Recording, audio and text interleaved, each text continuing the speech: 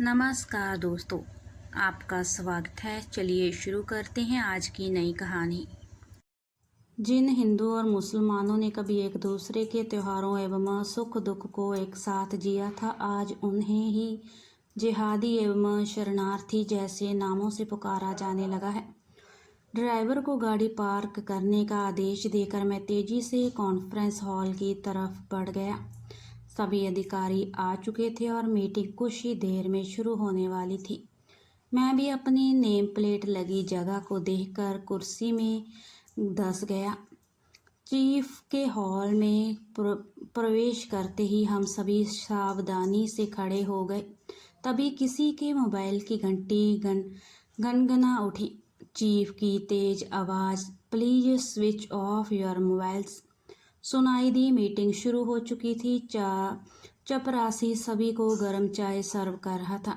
Chief के दाहिनी ओर एक लंबे एवं गोरे चिट्टे अधिकारी बैठे हुए थे। यह हमारे रीजन के मुखिया थे। ऊपर से जितने कड़क, अंदर से उतने ही मुलायम।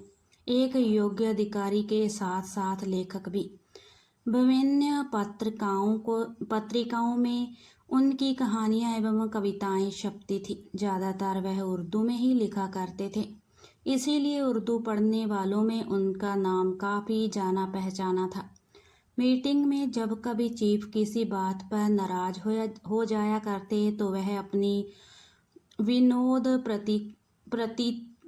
प्रियता से स्थिति को संभाल लेते। मीटिंग का प्रथम दौर खत्म होने ही मैं उनके साथ हो गया, क्योंकि मेरी नियुक्ति अभी नई नई थी। अंत उनके अनुभवों से मुझे काफ़ी कुछ सीखने को मिलता, क्योंकि वह काफ़ी विशिष्ट थे। अंत हर चीज़ उनसे पूछने का साहस भी नहीं था, फिर भी उनके बारे में काफ़ी कुछ सुनता रहता था। मसलन वह बहुत अकेला रहना पसंद करते थे। इसी कारण उनकी पत्नी उनसे दूर कहीं विदेश में रहती है और वहीं एक स्कूल में बतौर टीचर पढ़ाती हैं। एक लंबा समय उन्होंने सेना में प्रतिनियुक्त पर बिताया एवं अधिकतर दुर्गम जगहों पर उनकी तैनाती रहती थी। आज तक उन्होंने किसी भी जगह अपना कार्यकाल पूरा नहीं किया था। यहाँ से सभी उनके ट्रांसफ़र ऑर्डर आ चुके थे। बात शुरू करने के उद्देश्य से मैंने पूछा, सर आप नई जगह ज्वाइन कर रहे हैं? वह मुस्कुराते हुए बोले, देखो लगता है जाना ही पड़ेगा। वैसे भी किसी जगह मैं लंबे समय तक नहीं टिक पाया हूँ। इस बीच चपरासी मेज पर खाना लगा चुका था। धीरे धीरे हमने खाना शुरू किया। खाने के दौरान मैं कभी कभी उन्हें ध्यान से देखता और सोचता, इस व्यक्ति का वास्तविक स्वरूप क्या है? सामने जितना खुशमिजाज, फ़ोन पर उतनी ही कड़क आवाज़। वह मूलतः कश्मीरी ब्राह्मण थे। अचानक बातों के सिलसिले में वह मुझे अपने बीते दिनों के बारे में बताने लगे तो लगा जैसे समय का पहिया अचानक मुड़कर पीछे चला गया हो। देखो, आज भी मुझे अपने कश्मीरी होने पर गर्व है।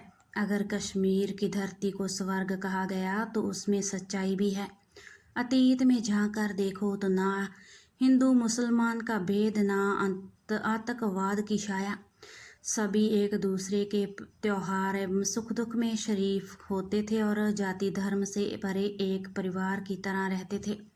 उन्होंने अपने बचपन का एक वाकया सुनाया कि एक बार मेरी छोटी बहन दुपट्टे को गर्दन में लपेटे घूम रही थी कि तभी एक बुजुर्ग मुसलमान की निगाह उस पर पड़ी। उन्होंने प्यार से उसे अपने पास बुलाया और पूछा कि बेटी तुम किसके घर की हो? परिचय मिलने पर उस बुजुर्ग ने समझाया कि तुम शरीफ ब्राह्मण खानदान की लड़की हो और इस तरह दुपट्टे को गले में लपेट कर चलना अच्छा नहीं लगता। फिर उसे दुपट्टा ओढ़ने का तरीका बताते हुए उन्होंने घर जाने को कहा एवं बोले, तुम भी मेरी ही बेटी हो, तुम्हारी इज्जत भी हमारी इज्जत से जुड़ी है। हम भले ही दूसरे धर्म को मानते हैं, पर नारी की इज्जत सभी की इज्जत से जुड़ी होती है। इतना बताने के बाद अचानक वह खामोश हो गए। एक पल रुककर वह कहने लगे कि पता नहीं किन लोगों की नज़र हमारे कश्मीर को लग गई कि देखते ही देखते उसे आतंकवाद का गढ़ बना दिया और हम अपने ही कश्मीर में बेगाने हो गए। हमने तो कभी हिंदू मुसलमान के प्रति तो तरफ़ा व्यवहार नहीं पाला। फिर कहाँ से आया ये सब? मैं उनकी बातें बड़े ध्यान से सुन रहा था और उनकी आवाज़ के दर्द को समझने की कोशिश भी कर रहा था। वह बता रहे थे कि सिविल सर्विस में आने से पहले वह एक दैनिक पत्र के लिए काम करते थे। 1980 के दौरान में जब भारत पर सोवियत संघ की सरपरस्ती का आरोप लगता था तो अखबारों में बड़े बड़े लेख छपते थे। मैं उनको ध्यान से पढ़ता था और तब मेरे अंदर भी सेवायुक्त संघ के प्रति एक विशेष अनुराग पैदा होता था। पर वह दिन भी आया जब सोवियत संघ का बिखराव हुआ और उसी दौरान में कश्मीर भी आतंक की बलि चढ़ गया। वह मुझे तब की अंतर्राष्ट्रीय राजनीति को समझाने की कोशिश करते और मैं अबोध शिशु की तरह उनका चेहरा देखता। चपरासी आकर जूठी प्लेट उठाने लगा। फिर उसने आइसक्रीम की बाबत हमसे पूछा, पर उन्होंने 2 कड़क चाय लाने का आदेश दिया। तभी उनके मोबाइल पर मैसेज टोन बजी। उन्होंने वह मैसेज पढ़ा और मेरी तरफ नज़र उठाकर बोले कि बेटे का मैसेज है। अब वह अपने बेटे के बारे में मुझे बताने लगे। पिछले दिनों उसने एक नौकरी के लिए आवेदन किया था और उसके लिए जमकर मेहनत भी की थी, पर नतीजा नेगेटिव रहा। मैं उस पर काफ़ी नाराज़ हुआ और हाथ भी छोड़ दिया। इसके बाद से ही वह नाराज़ होकर अपनी मम्मी के पास विदेश चला गया। फिर हंसते हुए बोले, अच्छा ही किया उसने, यहाँ पर तो कैट एम्स जैसी परीक्षाओं के पेपर लीक होकर बिक रहे हैं। फिर अच्छी नौकरी की क्या गारंटी? वहाँ विदेश में अच्छा पैसा कमाता है।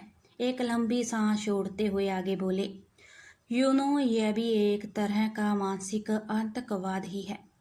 हमारी बातों का सिलसिला धीरे धीरे फिर कश्मीर की तरफ मुड़ गया। वह बताने लगे, जब मेरी नियुक्ति कश्मीर में थी तो मैं जब भी अपने गांव पहुंचता, मोहल्ले की सारी औरतें, हिंदू या मुस्लिम, मेरी कार को घेर कर चूमने की कोशिश करती। उनके लिए मेरी कार ही मेरे बड़े अधिकारी होने की पहचान थी। मैं अपने गांव का पहला व्यक्ति था जो इतने बड़े ओहदे तक पहुंचा था। जब भी मैं गांव जाता तो सभी बुजुर्ग, चाहे वह हिंदू या मुसलमान, मेरा हालचाल पूछने आते और मेरे द्वारा पाँव छूते ही वह मुझे अपनी बाहों में भर लेते और कहते, बेटा तू तो बड़ा अधिकारी बन गया, अब तो दिल्ली में ही कोठी बनवाएगा। तब मैं उनसे कहता, नहीं चाचा, मैं तो यहीं अपने पुश्तैनी मकान में रहूँगा।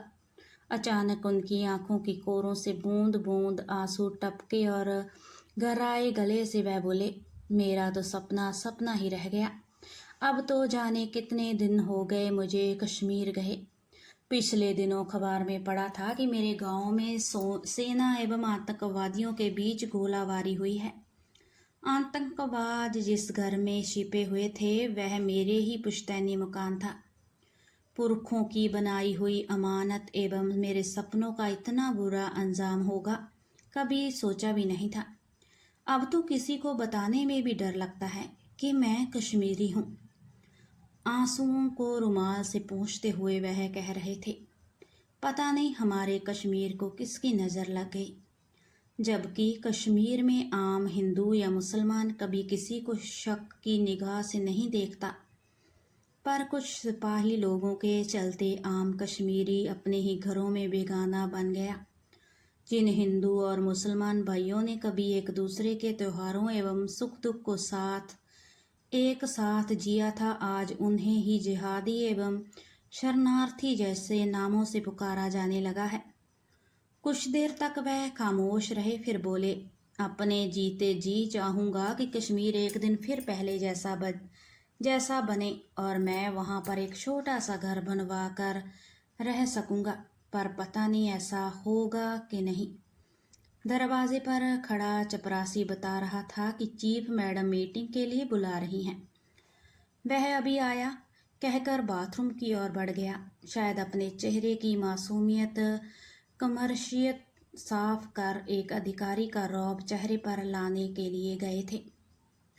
दोस्तों, आपको ये कहानी कैसी लगी? कमेंट में ज़रूर बताएं। वीडियो को लाइक, शेयर और चैनल को सब्सक्राइब ज़रूर कर लें। धन्यवाद।